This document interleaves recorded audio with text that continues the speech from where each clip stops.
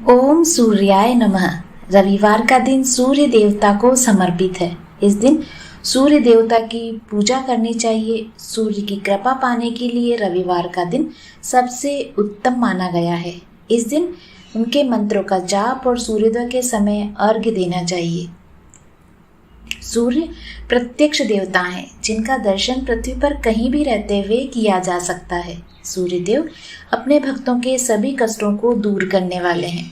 रविवार के दिन सूर्य देव को समर्पित 9 ग्रहों में सूर्य देवता को राजा माना गया है, जिनकी साधना आराधना करने से कुंडली में के सभी दोष दूर हो जाते हैं। कुंडली में सूर्य यदि मजबूत अवस्था में हो तो व्यक्ति को समाज में खूब मान सम्मान और सुख समृद्धि मिलती है। आज की रविवार की कहानी प्रारंभ करने से पहले मैं आपसे कहना चाहती हूँ कि आपको वीडियो पसंद आए तो कमेंट्स बॉक्स में जय सूर्याय नमः अवश्य लिखिएगा।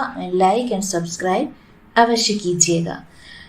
प्राचीन काल में एक नगर में एक वृद्धा रहती थी, जिसका नियम था कि वह हर रविवार घर आंगन गोबर से लीपकर भोजन तैयार करती थी। सूर्य देव को भोग लगाकर ही वह भोजन करती थी। ऐसा करने से उसका घर अनेक प्रकार के धन धान्य से पूर्ण था। श्री हरि की कृपा से घर में किसी प्रकार का विघ्न या दुख नहीं था। सब प्रकार से घर में आनंद रहता था। इस तरह कुछ दिन बीत जाने पर उसकी एक पड़ोसन, जिसकी गोबर व वृद्धा लाया करती थी, विचार करने लगी कि यह वृद्धा सर्वदा मेरी गाय का गोबर ले जाती है, इसलिए अपनी गाय को घर के भीतर बांधने लगी। वृद्धा को गोबर न मिलने से रविवार के दिन अपने घर को न वह लीप सकी, इसलिए न उसने भोजन बनाया, न ही भगवान को भोग लगाया तथा स्वयं भी उसने भोजन नहीं किया। इस प्रकार उसने निराहार व्रत किया। रात्रि हो गई और वह भूखी ही सो गई। रात्रि में भगवान ने उसे स्वप्न में दर्शन दिया और भोजन न बनाने और लगाने का कारण पूछा। वृद्धा ने गोबर न मिलने का कारण सुनाया।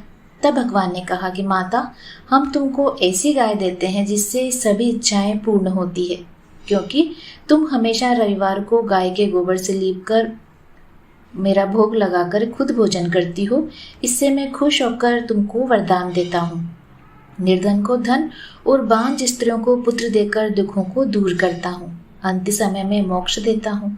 स्वप्न में ऐसा वरदान देकर भगवान तो अंतर ध्यान हो गए। वृद्धा की आंख खुली तो वह देखती है कि आंगन में एक अति सुंदर गाय का बछड़ा बंधा हुआ है।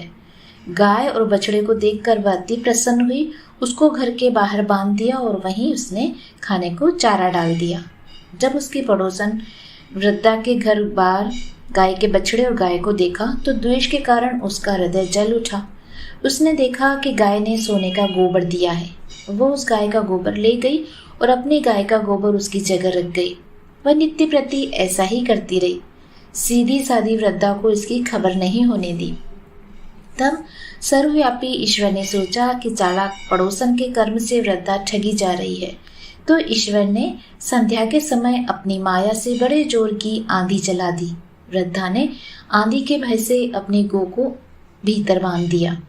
प्रातःकाल जब वृद्धा ने देखा कि गाय ने सोने का गोबर दिया तो उसके आश्चर्य की सीमा नहीं रही। वह प्रतिदिन गाय का गोबर घर के भीतर रखने लगी। उधर पड़ोसन ने देखा कि बुढ़िया गऊ को घर के भीतर बांधने लगी है, तो उसका सोने का गोबर उठाने का दाव नहीं चल रहा था। वह ईर्ष्या और द्वेष से जल उठी। कुछ उपाय न देख पड़ोसन ने उस देश के राजा की सभा में जाकर कहा, महाराज, मेरे पड़ोस में एक वृद्धा के पास ऐसी गाय है जो आप जैसे राजाओं के ही योग्य है। वह नित्य सोने का गोबर देती है। आप उस सोने से प्रजा का पालन करिए।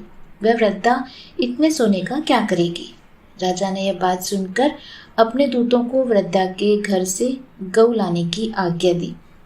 वृद्धा प्रातः ईश्वर का भोग लगाकर भोजन करने जा रही थी कि राजा के कर्मचारी गाय को खोलकर ले गए। वृद्धा काफी रोई, चिल्लाई, किंतु कर्मचारियों के समक्ष कोई क्या कहता। उस दिन वृद्धा गऊ के वियोग में भोजन न कर सकी। रात भर रो रो कर ईश्वर से गाय को पुनः पाने के लिए प्रार्थना करती रही। उधर राजा गाय को देखकर बहुत प्रसन्न हुआ, लेकिन सुबह जैसे ही उठा तो सारे महल में उसने गोबर ही गोबर देखा। राजा यह देखकर घबरा गया। भगवान ने रात्रि में राजा को सपने में कहा, हे राजन, गाय वृद्धा को लौटाने में ही आपका भला है। उसके रविवार के व्रत से प्रसन्न होकर मैंने उसे गाय दी है। रात होते ही राजा ने वृद्धा को बुलाकर बहुत से धन के साथ सम्मान सहित गाय और बछड़ा लौटा दिया। उसकी पड़ोसन को बुलाकर उचित दंड दिया। इतना करने के बाद राजा के महल से गंदगी दूर हुई। उसी दिन से राजा ने नगर वासियों को आदेश दिया कि राज्य की तथा अपनी समस्त मनोकामनाओं की पूर्ति के लिए रविवार का व्रत रखा करो। व्रत करने से नगर के लोग सुखी जीवन व्यतीत करने लगे।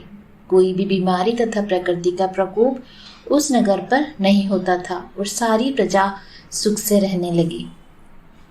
रविवार व्रत की पूजन विधि।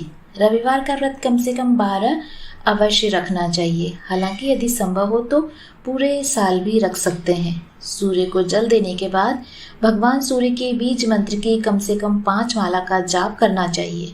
इसके बाद रविवार की व्रत की कथा पढ़ें। व्रत के दिन सुबह स्नान ध्यान करके लाल रंग के कपड़े पहने और उगते हुए सूर्य को अर्घ्य दें। इस दिन केवल गेहूं की रोटी या गेहूं का दलिया और गुड़ का सेवन करें।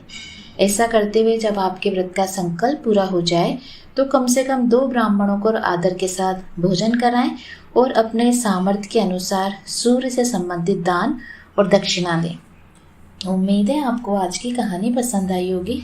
पसंद आई तो लाइक, शेयर और सब्सक्राइब अवश्य कीजिएगा। भगवान सूर्यदेव आपकी समस्त मनोकामनाएं पूर्ण करें। धन्यवाद।